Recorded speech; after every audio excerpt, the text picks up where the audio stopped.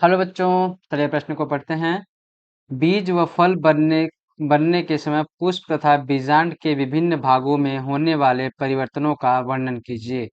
तो प्रश्न क्या पूछ रहा है कि जब बीज और फल बनते हैं तो पुष्प और बीजांड में क्या क्या परिवर्तन होते हैं उसको बताना है कि उसके कौन कौन से भाग किस किस भाग में परिवर्तित हो जाते हैं। तो चलिए देखते हैं प्रश्न की मुख्य अवधारणा होगी बीज व फल निर्माण में होने वाले परिवर्तन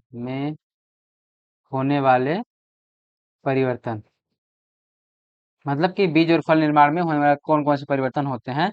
तो चलिए देखते हैं, हम एक एक करके सारे परिवर्तन को देखेंगे। तो पहले हम किसके परिवर्तन को देखेंगे, पहले हम पुष्प के परिवर्तन को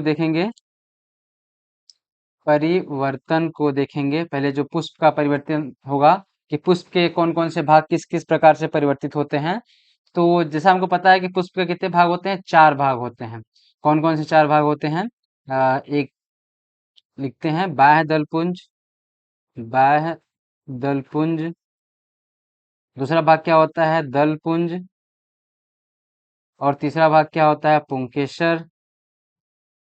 और चौथा भाग क्या होता है? जायांग या स्त्री केसर। अब देखते हैं इनमें क्या होता है परिवर्तन बीज और फल बनते समय पे। तो जो बाह्य दल पुंज होता है उसका, वो क्या होता है? सूख के गिर जाता है, सूख कर गिर जाता है। और जो दलपुंज होता है वो भी क्या होता है? सूख कर गिर जाता है। कब सूखता है ये? जब परागण हो जाता है तो ये सूख कर गिर जाते हैं। और जो पुंकेसर होते हैं, हम जब फल को देखें तो फल के पीछे साइड में एक ब्लैक ब्लैक मतलब काला काला सा बच जाता है। तो पुंकेसर फल के विपरीत साइड बचते हैं। फल के विपरीत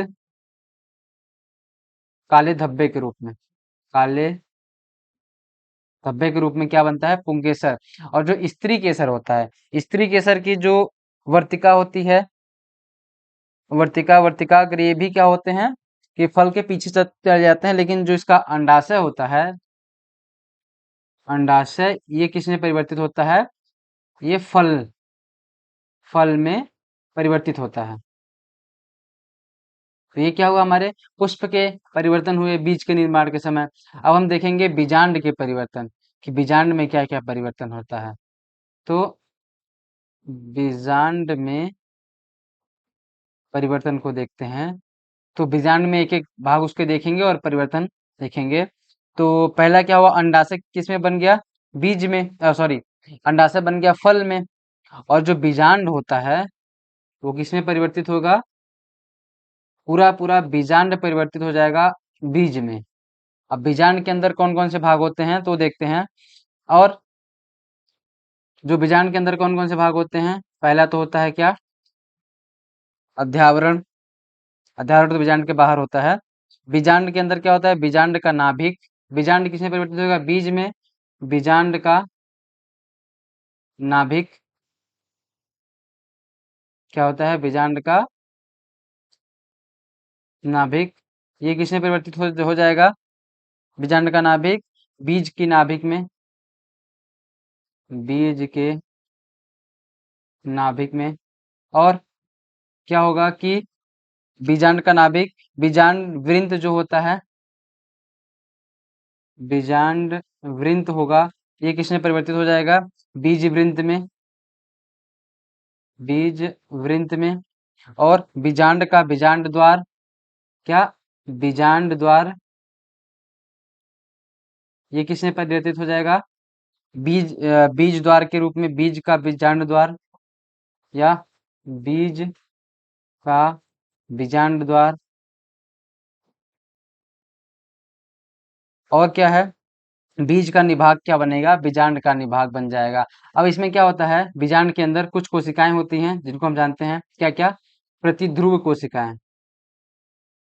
प्रतिध्रुव कोशिकाएं ये क्या होती हैं? नष्ट हो जाती हैं, नष्ट हो जाती हैं। और क्या होता है? एक भ्रूणकोश बीजांड के अंदर, बीजांड काय के अंदर क्या होता है? द्विगुणित केंद्रक होता है एक, द्विगुणित केंद्रक होता है, जो किसमें परिवर्तित हो जाता है? भ्रूणपोष में। भ्रूणपोष में जो परिवर्तित होते हुए भ्रूण को पोषण प्रदान करता है। और क्या होता है कि अंड कोशिका जो होती है, अंड कोशिका, अंड कोशिका वो किसमें परिवर्तित होती है? युग्मनज में। युग्मनज और आगे जाके किसमें? भ्रूण में परिवर्तित हो जाती है। अब और कुछ परिवर्तन होते हैं, उनको देखते हैं कि और क्या क्या परिवर्तन होता है। तो जो अंडाशय भित्ति होती है, अंडाशय भित्ति वो किसमें परिवर्तित हो जाती है? फल भित्ति में। फल भित्ति में परिवर्तित हो जाती है।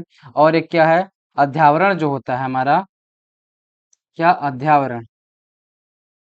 अध्यावरण यह किसमें परिवर्तित हो जाता है? बीजावरण में।